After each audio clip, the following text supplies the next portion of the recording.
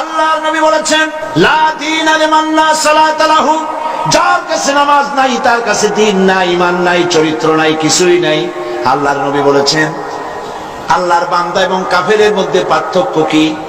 পার্থক্য হলো নামাজ। যে নামাজ পড়ে সে আল্লাহর বান্দা, যে নামাজ পড়ে না সে ব্যক্তি কুফরি করলো। মান তারাকা সালাতান মুতাআম্মিদান ফাকাদ কাফারা, ইচ্ছে করে যে নামাজ ছেড়ে দিল সে কুফরি করলো। বলেন নাউজুবিল্লাহ। আদমশুমারিতে আপনার নাম মুসলমান থাকতে পারে, ভোটার লিস্টে আপনার নাম মুসলমান থাকতে পারে, পাসপোর্টে আপনার নাম মুসলমান থাকতে পারে, কিন্তু আপনি নামাজ পড়েন না, আল্লাহর কসম আল্লাহর খাতায় আপনি মুসলমান নন। আপনি দেশের প্রেসিডেন্ট, প্রধানমন্ত্রী হতে পারেন, পররাষ্ট্র স্বরাষ্ট্রমন্ত্রী হতে পারেন, পুলিশ আপনাকে স্যালুট দেয়, বিডিআর স্যালুট মারে, সবই ঠিক আছে, কিন্তু আপনি যদি নামাজ না পড়েন, আমার দেশের সদর ঘাটে কুলি বোঝাটা নিয়ে পেট চালায়, যে সেই কুলিটা যদি নামাজি হয়, দিনদার হয়, পরেজগার হয়, আল্লাহরে ভয় করে, তাহলে বেনামাজি প্রেসিডেন্ট, বেনামাজি প্রধানমন্ত্রী, বেনামাজি মন্ত্রীর চাইতে আল্লাহর কাছে কুলি, মাঝি, রিকশাওয়ালার মর্যাদা হাজার হাজার গুণ বেশি। আল্লাহর কাছে কে প্রেসিডেন্ট, কে প্রধানমন্ত্রী, এইটার কোনো দাম নাই। আল্লাহর কাছে দাম কি? ইন্না আকরামাকুম ইনদাল্লাহি আতকাকুম। আল্লাহর কাছে মূল্য হচ্ছে তার যে ব্যক্তি আল্লাহকে তোমাদের মধ্যে বেশি ভয় করে। নামাজ মসজিদে যখন দান, কি সাম্য মসজিদ, সুবহানাল্লাহ বলে। মসজিদের মধ্যে মন্ত্রী, গরিব মানুষ, ফকির মানুষ, পানওয়ালা, সিগারেটওয়ালা, জুতায় পালিশওয়ালা সব দাঁড়ায় গেছে নামাজের মধ্যে।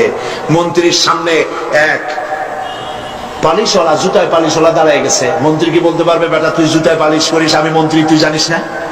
সব নইলে তোর পালিশের বক্স শুদ্ধ দোজকে পাঠায় দেবো। পারবে এরকম কথা বলতে? পারবে না, কারণ মন্ত্রী সাহেব এটা ফাজলামি করার জায়গা না, এটা মসজিদ। এখানে তোমারও যা মর্যাদা, ওই রিকশাওয়ালা, কুলি, মসজিদ, ফকির, ভিক্ষুক তার মর্যাদা সমান। বরং তুমি যদি বেনামাজি হও আর ফাঁকি দিতে নামাজ পড়তে আসে থাকো, তো তোমার থেকে ওর মর্যাদা বেশি। কবি বলেছেন, এক হি সব মে খড়ে হো গে মাহমুদ ও আয়াশ, এক হি সব মে খড়ে হো গে মাহমুদ ও আয়াশ, না কোই বান্দা রহা না কোই বান্দা নওয়াজ। একই কাতারে সম্রাট মাহমুদ আর তার ভৃত্য আয়াজ দাঁড়ায় গেছে। এখন কেউ চাকরও নাই, ভৃত্যও নাই, সব আল্লাহর গোলামে পরিণত হয়ে গেছে। নামাজ, ইসলামী সরকার হলে প্রথম কাজ হবে নামাজ পড়া। নামাজ পড়বে, কাজে বরকত হবে। দেখেন না মুয়াজ্জিন কি বলে? মুয়াজ্জিন আযানের ভিতরে বলে, হাইয়া আলাস সালাহ, এসো নামাজের দিকে। আপনি বলবেন মুয়াজ্জিন চিল্লাও কেন? নামাজের দিকে আসলে হবে কি? মুয়াজ্জিন দ্বিতীয় লাইনে গিয়ে বলে, হাইয়া আলাল ফালাহ, এসো কল্যাণের দিকে, মঙ্গলের দিকে। নামাজের দিকে আসলে পরে তোমার কিসমত খুলে যাবে, তোমার তাকদীর পাল্টে যাবে। এসো নামাজের দিকে, নামাজ পড়ো।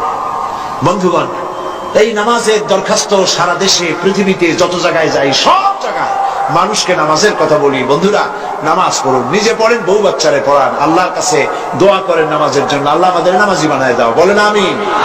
নামাজ আর কেউ ছাড়বেন? নামাজ না পড়লে কাফের, কাফের।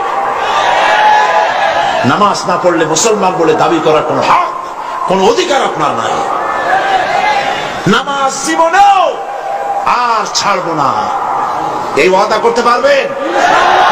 দুই হাত উঁচু করো, বলেন ইয়া আল্লাহ, তোমার কোরআনের মাহফিলে তোমারে সাক্ষী রেখে দুই হাত উঁচু করে কসম করি, শপথ করি, ওয়াদা করি, যতদিন পর্যন্ত মালাকুল মউত আমার মাথার কাছে না আসতেছে ততদিন পর্যন্ত ফরজ নামাজ, ফরজ রোজা আর ছেড়ে দেব না, আর ছেড়ে দেব না, আর ছেড়ে দেব না।